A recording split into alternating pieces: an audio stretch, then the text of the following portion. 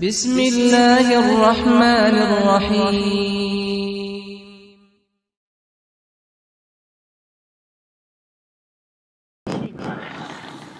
اسی لیے حضرت رسول اللہ صلی اللہ علیہ وسلم نے فرمایا الموت تحفۃ المومن، موت مومن کے لیے ایک بڑا نذرانہ، ایک بڑا ہدیہ ہے، بڑا تحفہ ہے۔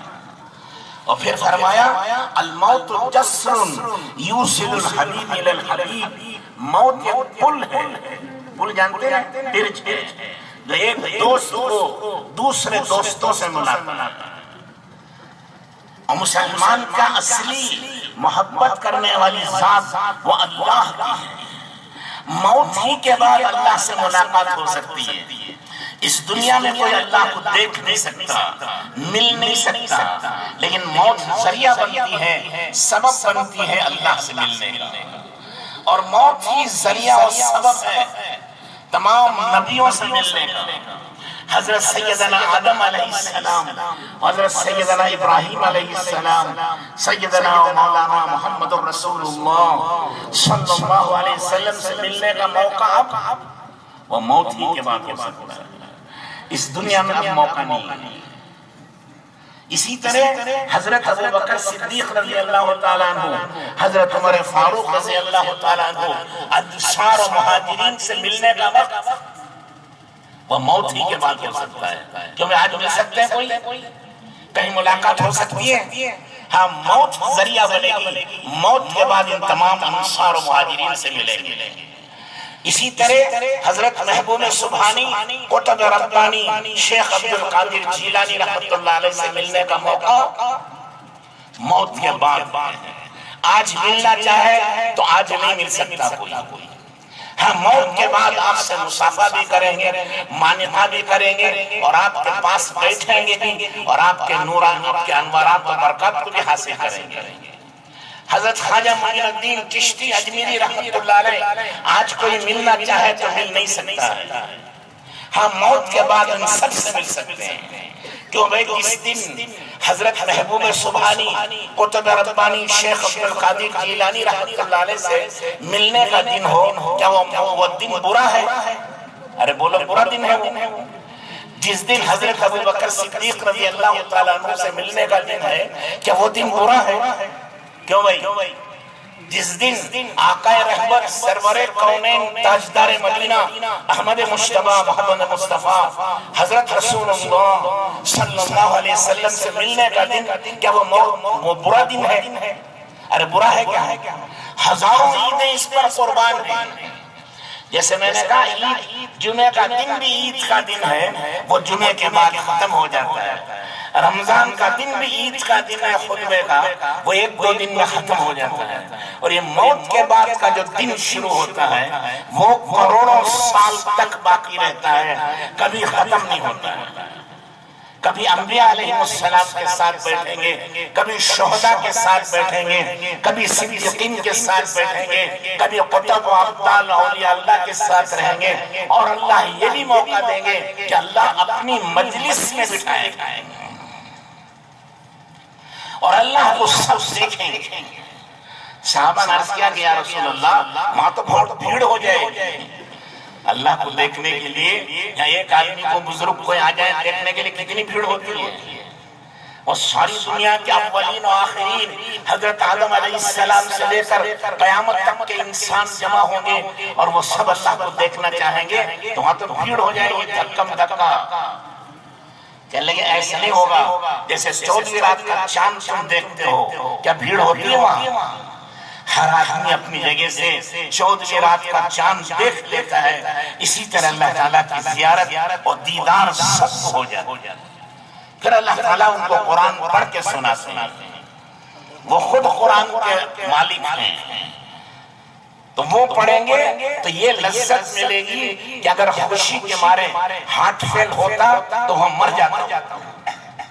آج بھی ایک اچھے قاری صاحب پڑھیں تو جی چاہتا ہے کہ بار بار وہ پڑھتے رہیں، پوری رات لوگ سنتے ہیں شوق۔ وہ ہمارے جیسے ایک انسان ہے، ان کی آواز میں ایک کشش ہے۔ حضرت داؤد علیہ السلام اپنا قرآن اپنی کتاب پڑھتے تھے، وہ نبی تھے، اور ان کی آواز میں اتنی دلکشی تھی اور اتنی سریلی آواز تھی کہ بہتی ہوئی ندیاں رک جاتی، پانی کھڑا ہو جاتا تھا سننے کے لیے، اڑتے ہوئے پرندے رک جاتے تھے آپ کی آواز کو سننے کے لیے، زمین آسمان کی ساری مخلوق سننے کے لیے کھڑی ہو جاتی۔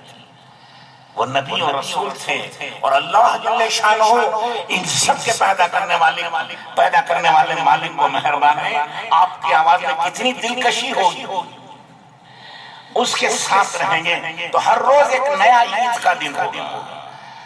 آج اللہ سے ملاقات ہے، وہ ایک عید ہے، بڑی عید ہے۔ آج رسول اللہ صلی اللہ علیہ وسلم سے ملاقات ہے، وہ ایک بڑی عید ہے۔ آج ابراہیم علیہ السلام سے ملاقات ہے، وہ بڑی عید ہے۔ آج آدم علیہ السلام سے ملاقات ہے، وہ بڑی عید ہے۔ آج مکے کے مہاجرین و انصار سے ملاقات ہے، وہ ایک بڑی عید ہے۔ آج اولیاء اللہ اور بزرگان دین قطب و ابدال و غوث و غوث العظم سے ملاقات ہے، وہ ایک بڑی عید ہے۔ ہر دن عید ہی عید ہے۔ کیوں میں سب چاہتے نہیں چاہتے ہیں؟ اس کے لیے کرنا کیا ہوگا؟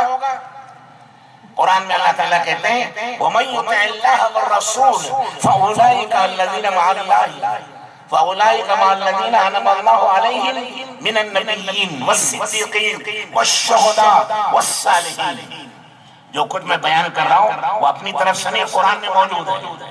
اللہ تعالیٰ کہتے ہیں کہ جو اللہ کی اطاعت و فرمانبرداری کریں اور حضرت رسول اللہ صلی اللہ علیہ وسلم کی غلامی اختیار کریں تو قیامت میں اللہ تعالیٰ ان لوگوں کے ساتھ ملائیں گے جن کو اللہ نے انعام دیا۔ اللہ کا انعام کس پر ہوا سب سے زیادہ؟ وہ نبیوں پر ہوا۔ یہ قیامت کے دن نبیوں کے قدموں میں کھڑے ہوں گے۔ اس کے بعد اللہ کا انعام کس پر ہوا؟ شہیدوں پر ہوا، جنہوں نے اپنی گردن اسلام کے لیے کٹا دی۔ قیامت میں اللہ تعالیٰ ان کا بڑا درجہ رکھیں گے، ان کے ساتھ ان کو بھی ملائیں گے۔ پھر کس کے ساتھ؟ پھر صدیقین، حضرت ابوبکر صدیق رضی اللہ تعالیٰ عنہ، حضرت عمر رضی اللہ تعالیٰ عنہ، حضرت علی رضی اللہ تعالیٰ عنہ، حضرت عثمان، حضرت طلحہ، زبیر، سعد، سعید، عبد الرحمن بن عوف رضی اللہ تعالیٰ عنہ، یہ تمام صدیقین ہیں۔ حضرت ابوبکر وہ صدیق اکبر ہیں، وہ سب سے بڑے صدیق، باقی صدیقین کی ایک بڑی جماعت ہے جنہوں نے اللہ اس کے رسول کی بات کو مان کر اپنی زندگی ان کے مطابق گزاری۔ تو قیامت میں اللہ ان کے ساتھ کھڑا کریں گے۔ والصالحین، اللہ تعالیٰ کہتے ہیں اولیاء اللہ کے ساتھ کھڑا کریں گے۔ جتنے بھی اولیاء اللہ دنیا میں گزرے ہیں، حضرت اویس کرنی رحمت اللہ علیہ، حضرت حسن بصری رحمت اللہ علیہ، اور حضرت شیخ عبد القادر جیلانی رحمت اللہ علیہ، حضرت امام اعظم ابو حنیفہ رحمت اللہ علیہ، اور سارے جتنے اولیاء اللہ ہیں ان سب کے ساتھ کھڑا کرنا۔ یہ قرآن کا مفہوم ہے۔ کس پر ملے گا؟ یہ ایک شرط ہے۔ وہ شرط کیا ہے؟ اپنی خواہش کے مطابق زندگی نہ گزارے، اللہ کے حکم کے مطابق زندگی گزارے، اللہ کے رسول پاک صلی اللہ علیہ وسلم کے طریقے پر زندگی گزارے۔ بس اتنا ہی کام ہے، کوئی زیادہ کام نہیں ہے، مختصر کام ہے۔ اپنی خواہش کو چھوڑ دینا، اپنی مرضی کو چھوڑ دینا، اپنے رواج کو چھوڑ دینا، اپنے رسموں کو چھوڑ دینا۔ آقا رحمت سرور کونین تاجدار مدینہ احمد مجتبی محمد مصطفیٰ حضرت رسول اللہ صلی اللہ علیہ وسلم کے طریقے کو اختیار کر، بس اسی کا نام دین ہے، اسی کا نام اسلام ہے، اسی کا نام شریعت ہے، اسی کا نام طریقت ہے، اسی کا نام معرفت ہے۔ یہ جتنے نام بدل کیا ہے، سب ایک ہی بات ہے۔ کیا بات ہے؟ وہ اللہ کے حکم کا پابند ہے، وہ رسول اللہ صلی اللہ علیہ وسلم کی شریعت کا پابند ہے، آپ کے حکم کا پابند ہے۔ جو اس راستے پر چلے گا اللہ جل شانہ ان تمام بزرگوں کے ساتھ اس کو ملائیں گے۔ اسی لئے اللہ تعالیٰ نے قرآن میں فرمایا افرائیت من اتخذ الہہ ہوا، کہ آپ اس آدمی کو نہیں دیکھتے جس نے دنیا میں اپنی خواہش کو اپنا خدا بنا دیا۔ ارے اپنے خواہش کیسے خدا بن سکتی ہے؟ فرمایا وہ خواہش کے مطابق چلتے ہیں، خواہش کے مطابق کھانے کھاتے ہیں، خواہش کے مطابق شادیاں کرتے ہیں، خواہش کے مطابق تجارت کرتے ہیں، وہ خواہش کو اپنا خدا بناتے ہیں، وہ خواہش کی بات مانتے ہیں، اللہ کی بات نہیں مانتے۔ اللہ کہتے ہیں وہ میرے بندے کہاں ہیں؟ وہ تو خواہش کے بندے ہیں کہ ان کی خواہش پوری ہونی چاہیے۔ اور اللہ کہتے ہیں تمہاری خواہشات پورا کرنے کے لیے ہم نے جنت بنائی، جنت میں خواہشات پورا کرتے ہیں، یعنی پوری ہوتی ہوتی۔ یا دو لقمے کھانا زیادہ ہو جائے خیر پاخانے شروع ہو جاتے ہیں، دو لقمے کم ہو جائے کمزوری شروع ہو جاتی ہے۔ سمجھ آ رہی؟ ذرا سا بڑھ جائے تو بھی طبیعت خراب، ذرا کم ہو جائے تو بھی طبیعت خراب۔ اور جنت میں کھاؤ تو کھاتے رہیں گے، 40 سال تک کھائیں گے، بھوک نہیں لگے، پیٹ خراب نہیں ہوگا۔ وہاں کا کھانا خواہش کے لیے ہے، ضرورت کے لیے نہیں ہے۔ یہاں ضرورت کے لیے دنیا میں آئے ہیں، ضرورت پوری کرنے کے لیے، خواہش پوری کرنے کے لیے نہیں۔ خواہش جنت میں پوری ہوگی۔ وہاں ایک ایک مکان سونے چاندی کی اینٹوں کا ہوگا، مشک و گارا، وہاں کا گارا اور سیمنٹ مشک و عنبر کا ہوگا، اس کے اوپر کے بیل بوٹے ہیرے جواہرات کا ہوگا، اور سامنے گھاس و چمن لگاتے ہیں وہ زعفران کا ہوگا۔ اللہ جل شانہ ایسے محل پاکیزہ بنائیں گے، باہر کھڑو تو اندر نظر آئے، اندر کھڑو تو باہر کا نظارہ نظر آئے۔ اور ایک ایک جنتی کو 80,000 نوکر و غلام دیے جائیں گے، خواہش وہاں پوری ہوگی۔ ایک ایک پھل 40 سال کھائیں گے، ہر لقمے پر نیا مزہ آئے گا۔ سن رہے ہیں سو رہے ہو؟ آپ نے سیب ایک لقمہ قطرہ تو سیب کا مزہ، جی میں آیا کہ آم کا مزہ ہوتا تو دوسرے لقمے میں آم کا مزہ آئے گا، تیسرے لقمے میں آپ نے سوچا کہ جام کا مزہ ہوتا تو جام ہو جائے گا۔ وہ خواہشات ہی خواہشات ہیں، جو جی چاہے گا وہ سب کچھ ملے گا۔ آج جی چاہا کہ حضرت آدم علیہ السلام سے ملے اور ان کے ساتھ ناشتہ کریں، اللہ وہاں پہنچا دے گا، اور کوئی روک ٹوک نہیں ہے، وہاں آزادی ہے، وہاں خواہشات ہیں۔ دنیا میں خواہشات نہیں پوری ہوتی، کتنا ہی آدمی کوشش کر لیں اس کے کام باقی رہ جاتے ہیں اور موت آ جاتی ہے۔ وہ یہی سوچتا رہتا ہے اور کچھ دن رہتا ہے، اور کچھ دن رہتا ہے، اور کچھ دن رہتا ہے، وہ نہیں رہتا۔ صحت تھی، وہ صحت کو چاہتا ہے کہ میری زندگی صحت کے ساتھ رہے، لیکن بیماریاں آ جاتی ہیں۔ کبھی آدمی سوچتا ہے کہ میں جوان رہوں، وہ جوانی باقی نہیں رہتی، اس کی خواہش ختم ہوتی ہے، بڑھاپا آ جاتا ہے۔ کسی سے بھی کہوں تجھے مرنا ہے تو گھبرا جاتا ہے، وہ موت سے ڈرتا ہے، اس کی خواہش ہے کہ زندگی ہمیشہ رہے، لیکن اس کی یہ خواہش پوری نہیں ہوتی، موت آ جاتی ہے اور موت کا جھٹکا لگتا ہے اور ساری دنیا اس سے چھین لی جاتی ہے۔ اس لیے اللہ تعالیٰ کہتے ہیں جو میرے حکم پر چلیں، میرے پیارے نبی کے طریقے پر چلیں، وہ میرے بندے ہیں، وہ میرے نبی کی امتی ہیں۔ جو خواہشات پر چلیں وہ خواہشات کے بندے ہیں۔ جسے لوگ کہتے ہیں کہ زمانہ بدل گیا، زمانے کے ساتھ چلو، ٹھیک ہے، زمانے کے ساتھ چلو گے تو زمانے کے بندے بنو گے، اور یہ زمانہ اور یہ ساری چیزیں اٹھا کے دوزخ میں ڈال دی جائے گی کہ لوگ تمہاری وجہ سے گمراہ ہو رہے ہیں۔ لوگ کہتے ہیں کہ حالات بدل گئے ہیں، حالات کے ساتھ چلو، حالات وہ نہیں رہے۔ بہت سے ان پڑھ لوگ کہتے ہیں حضور کا زمانہ اور اس کا اونٹوں کا زمانہ تھا، آج کا راکٹ کا زمانہ ہے۔ قرآن اونٹوں کے زمانے کا ہے، اب نہیں چل سکتا، اب نیا قرآن چاہیے۔ پھر چند دن میں لوگ کہیں گے کوئی نیا خدا بھی بنا، کیونکہ وہ خدا بہت پرانا ہو گیا، نعوذ باللہ۔ یہ سب خواہشات ہیں، خواہشات پر چلنے والے کبھی کامیاب نہیں ہوتے ہیں۔ یہ قرآن حضور کے زمانے کا نہیں ہے، یہ اس وقت میں لکھا گیا ہے حضرت آدم علیہ السلام کے پیدا ہونے سے، سن رہے ہیں آپ، آدم علیہ السلام کے پیدا ہونے سے 50,000 سال پہلے لکھا ہوا ہے۔ نہ اس زمانے میں اونٹ تھے، نہ راکٹ تھی، نہ ہوائی جہاز تھے، نہ اور کوئی چیز تھی۔ اس وقت سے آج تک وہی ہوا ہے جو قرآن کے اندر بتایا گیا ہے، اور قیامت تک وہی ہوگا جو قرآن میں بتایا گیا ہے۔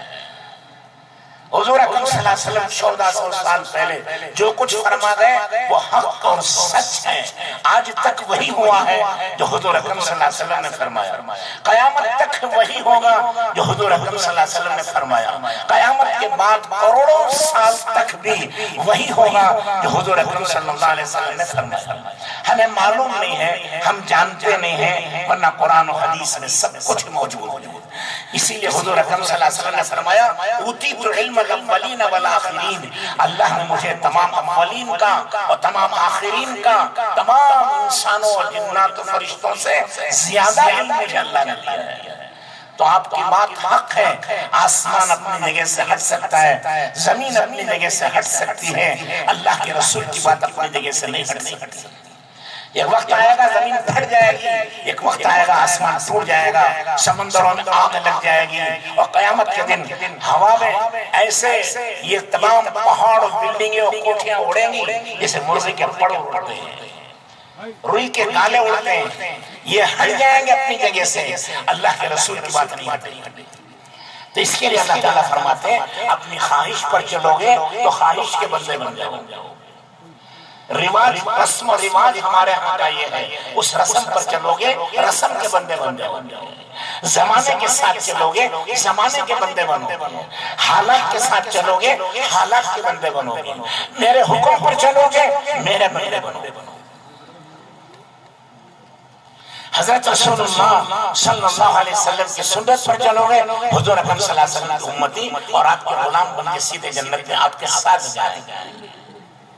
تو بزرگوں اور دوستوں اور بھائیوں، یہ دونوں راستے چلتے ہیں، یہ خواہشات کے راستے ہیں، وہ کافروں کے اور غیر مسلموں کے، جن کے پاس قرآن نہیں، جن کے پاس نبی نہیں، جن کے پاس حضور صلی اللہ علیہ وسلم کی تعلیم نہیں، وہ ان پڑھ ہیں، وہ جاہل ہیں، قرآن کے اعتبار سے، حدیث کے اعتبار سے، آخرت کے اعتبار سے، وہ خواہشات پر چلتے ہیں کیونکہ ان کے پاس کوئی طریقہ نہیں۔ ہمارے پاس تو قرآن ہے، ہمارے پاس اللہ کی عظمت، ہمارے پاس رسول اللہ صلی اللہ علیہ وسلم ہے، آپ کی احادیث و تعلیم ہے، ہم ان پڑھ نہیں ہیں، ہم جاہل نہیں ہیں کہ کسی کو دیکھ کر چلیں، ہم دیکھ کر چلیں گے قرآن